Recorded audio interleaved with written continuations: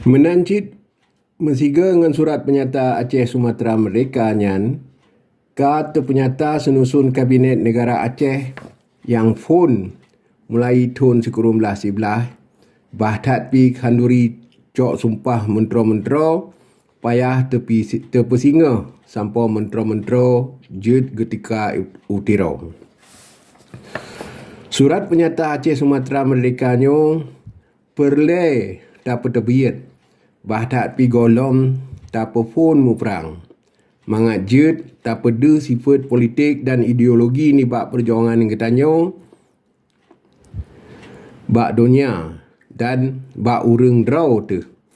Dengan suratnyo, kata beri sabuah bimbingan dan pimpinan yang terang tat ke bangsa ketanyo, yang jut ke menumat dalam perjuangan uka. Nyo nak ke sabuah jalan yang jeroh tat, bak dapat bedah kelai kesadaran bangsa Aceh ke sejarah politik ke yang raya lagi na. Watai sabuah-sabuah bangsa kagadah kesadaran bangsa ke dan katua ke sejarah ke, bangsanya han kemah li bertentai nasib derawa. Han kemah li merdeka. Nyan ke yang terjadi atas keturunan Aceh tahun sekurang belah 45. Sebabnya getanyo kagadah peluang bak dapat merdeka draw tu bak wate yang gatnyan. Wate lih na surat penyatanyo tak harap nyan han terjadi li.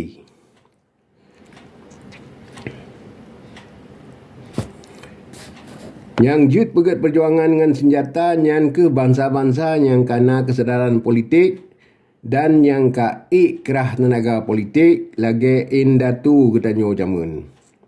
Surat penyata Aceh Merdeka nak ke sabuah alat ngan pegisa teranyan. Nyo nak ke sabuah langkah phone bak tama kemah tatamong dalam perjuangan dengan senjata yang menghasih. Surat penyata Aceh Merdeka akan ketulih dengan maksud pegah bahawa perjuangan kaselesau, tetapi dengan maksud pegah bahawa perjuangan kata mulai. Watai urang tanyo kagak faham makna dan tujuan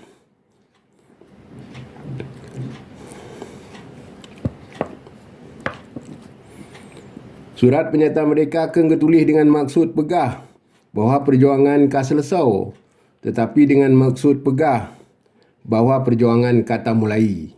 Watai urang tanyo kagak faham makna dan tujuan nibak surat penyata Aceh Merdeka, maka hana pemerintah Sipai Jawa yang iktam bangsa Aceh nibak merdeka kelai lagi jamunkan.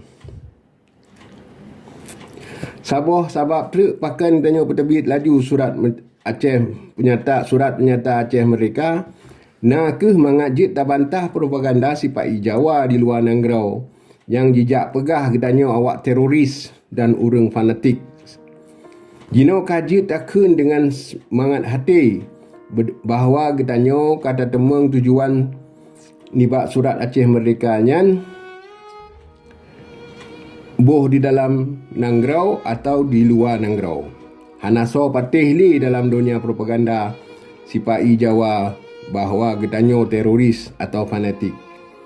Jino bangsa buah dunia kaji tepu perkara perjuangan getanyo dengan alat yang dit dan dengan urang yang hana ramai, getanyo ka kemah dapedang sabuah angkatan kemerdekaan yang dunia tena. Musuh getanyo dan jarau kaki ji tentai akan dicuba perubit getanyo.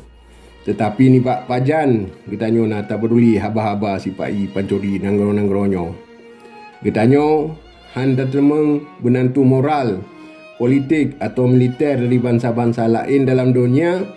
Yo golong kemah tak berbukti draw tu sebagai sahabat gerakan kemerdekaan yang betul-betul. Hanaso yang tim tolong awak teroris atau separatis.